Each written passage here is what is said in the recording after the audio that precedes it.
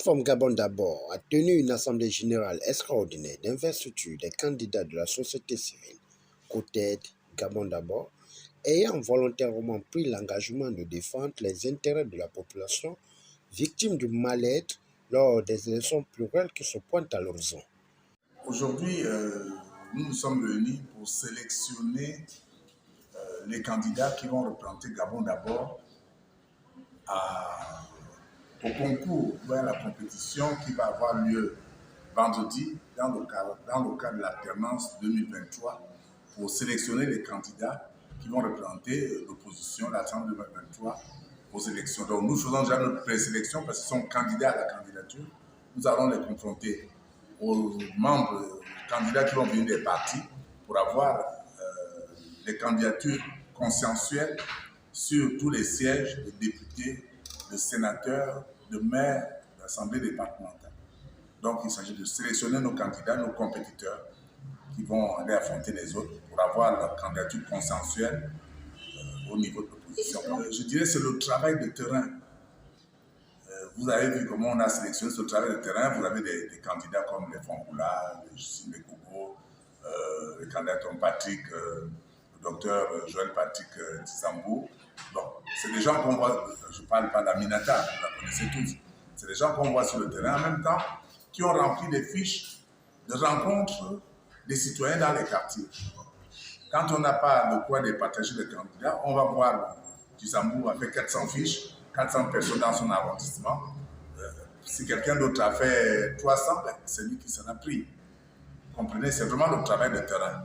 Comme nous l'avons exposé dans les sorties de Gabon d'abord, on peut dire aujourd'hui qu'il y a deux oppositions. Il y a l'opposition du pouvoir, qui sont les partis qui sont allés à la contestation nationale qu'a organisé le président de la République, qui n'ont pas vu que entre l'ordre du jour qui avait été convoqué pour la réunion et l'ordre du jour qu'on leur a imposé, il y avait une grande différence. Donc, par rapport à ce problème-là, une partie de l'opposition est sortie. C'est celle-là qui fait aujourd'hui l'alternance 2023. C'est avec elle qu'on travaille.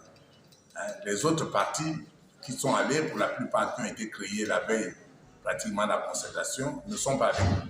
Devant les participants venus des coins et recoins du Grand Libreville, Privan Gomo, panafricaniste et candidat déclaré à la présidence de la République de 2023, a fixé le format et orientation face aux enjeux à venir. Les archives sont dans la plateforme Gabon d'abord. Je crois qu'au moins les Gabonais sont aujourd'hui édifiés sur ce que chaque candidat veut faire pour le pays. Je crois qu'il reste une dernière étape, c'est le débat entre les différents candidats. C'est-à-dire que les différents candidats vont se retrouver dans cette salle, par exemple, et puis ils devront répondre aux questions qui seront posées, soit par les journalistes, soit par un parterre de personnes.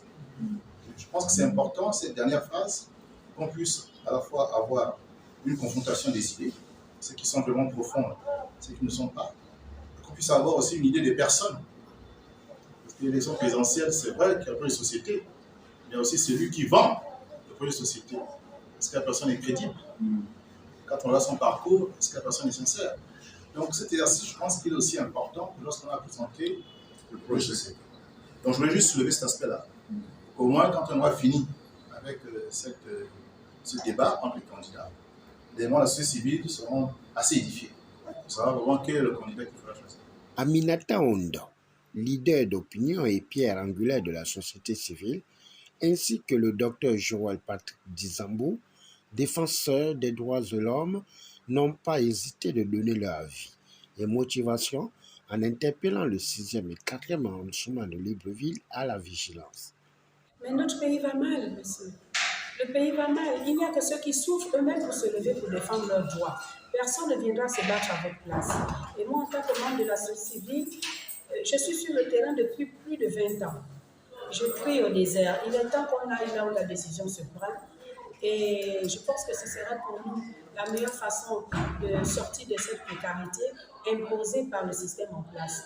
Donc, j'ai été motivée pour cela parce que nous souffrons, nos compatriotes souffrent dans les hôpitaux. Nos enfants sont au chômage, les routes sont impraticables, les marchés sont inondés des frères expatriés.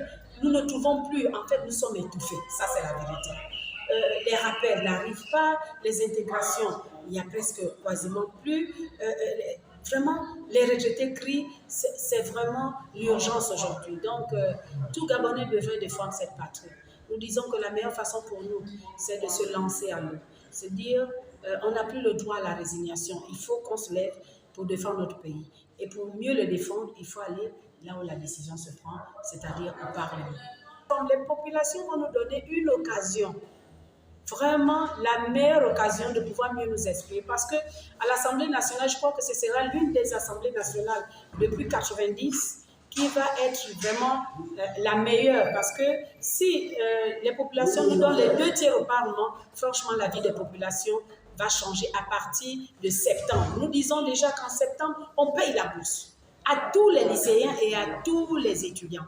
Nous allons également arrimer les retraites parce que l'argent existe dans la loi des finances. Il n'y a pas de raison qu'on ne la fasse pas.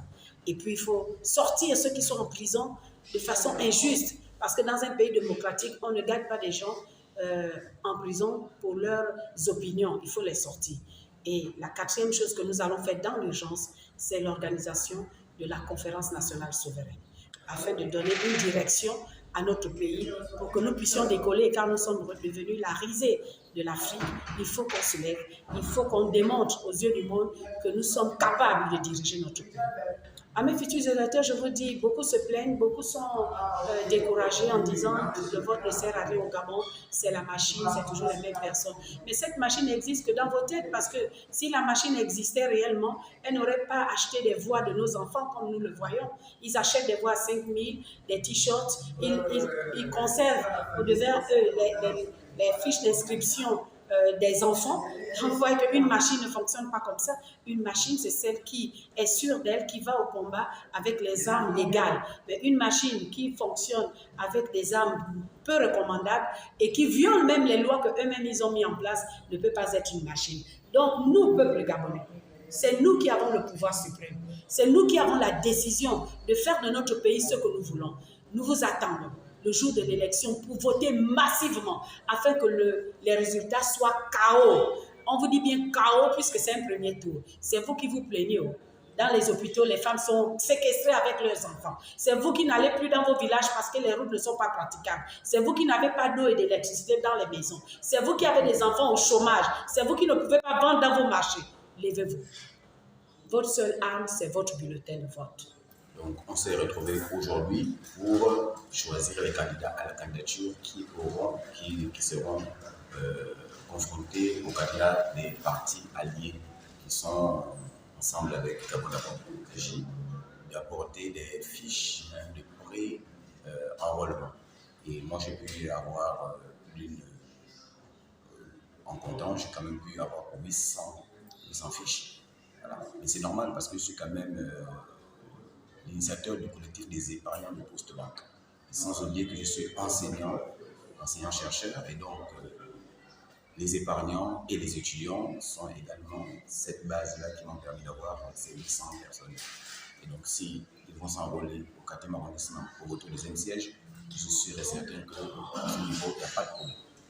Je voudrais dire encore ici à nouveau et rappeler à tous. Aujourd'hui, nous sommes à jour J-8 avant la fin des inscriptions sur les listes électorales. Sans enrôlement, personne ne peut choisir les prochains dirigeants du pays. Donc, il reste encore quelques jours avant que la fin des enrôlements se fasse. Il faudrait que tous ceux qui ont plus de 18 ans, ceux qui ont 18 ans et plus, aillent s'enrôler massivement pour que nous puissions aboutir à ce changement tant entendu dans notre pays. Nous notons que les candidats sélectionnés par la plateforme Gabon D'abord et Côte seront soumis à une autre sélection finale dans quelques jours. Au finish, le vice-président de Gabon D'Abord, Edmond Okenville, invite la population à se faire inscrire massivement sur la liste électorale afin de jouer un rôle capital lors de cette élection de 2023.